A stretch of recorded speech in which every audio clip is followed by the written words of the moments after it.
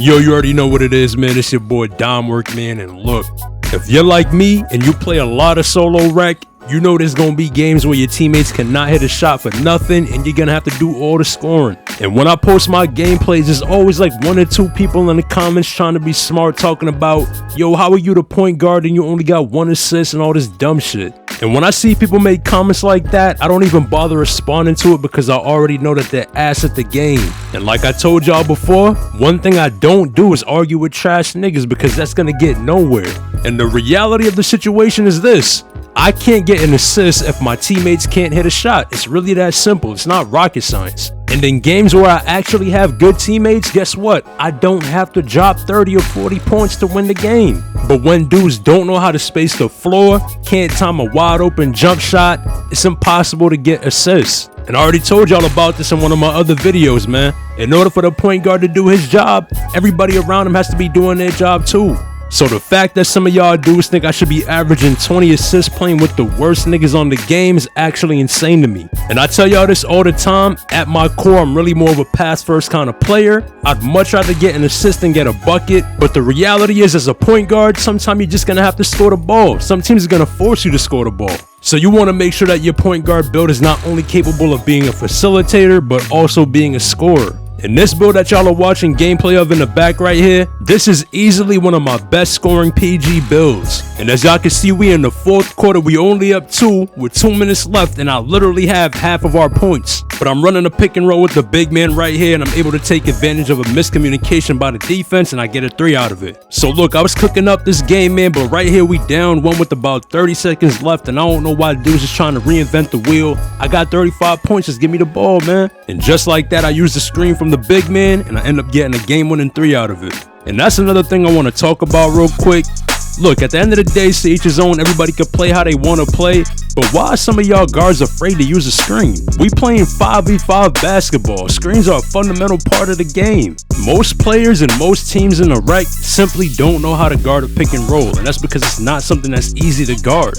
And it becomes even tougher to guard when there's no communication. So if you're in the solo rec, most of these dudes ain't even gonna be on their mic. And if they're on their mics, they're probably yelling at each other. Now right here, it's gonna look like I'm dribbling the air out the ball, but I was trying to call for the screen from the AI center, but he just wasn't coming up to set it. But when y'all ask, yo, how do you only have 1 assist? This is how right here. Pay attention to these next possessions. So I hit him one time, he misses wide open. I hit him again, he misses wide open again. Now I'm just getting double teamed, so I have no choice but to give the ball up, because I already established that these dudes can't score earlier in the game. So at this point, if I'm really trying to win, I can't be passing the rock. But if dudes are gonna blatantly double team me like that, I gotta give the ball up. But as y'all can see, nothing is coming out of it. And now we're actually down 1 because they're doubling me and forcing somebody else to hit a wide open shot.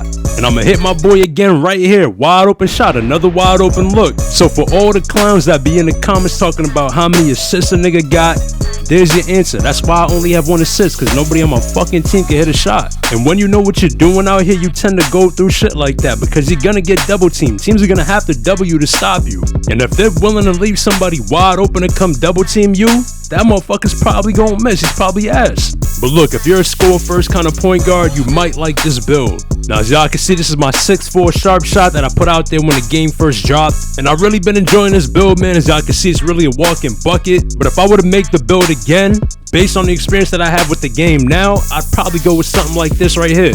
So instead of an 80 driving layup, I'm gonna go with an 88. And that's gonna get me Hall of Fame Giant Slayer, Gold Acrobat, Hall of Fame Float Game, and all that. And don't get me wrong, the 80 driving layup is solid and you can get by with it, but when your build can't dunk at all, I think you want to get at least an 85. Now the only other change is right here on the mid-range. I'm gonna go with an 88 instead of a 90.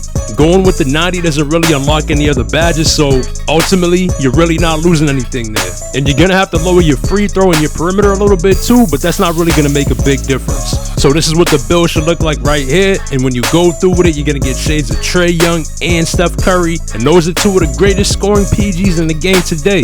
So that was just a quick video, man, to put an updated version of that build out there for y'all and show y'all how I've been playing on it. But before I get out of here, I'm gonna give y'all the SIGs and the jumper that I'm using on this build. And as always, I appreciate all the support. If you ain't following me on Twitter, man, be sure to give me a follow over there at BeLikeDom. Y'all already know what it is, man. Stay up. I'm gonna catch y'all in the next one.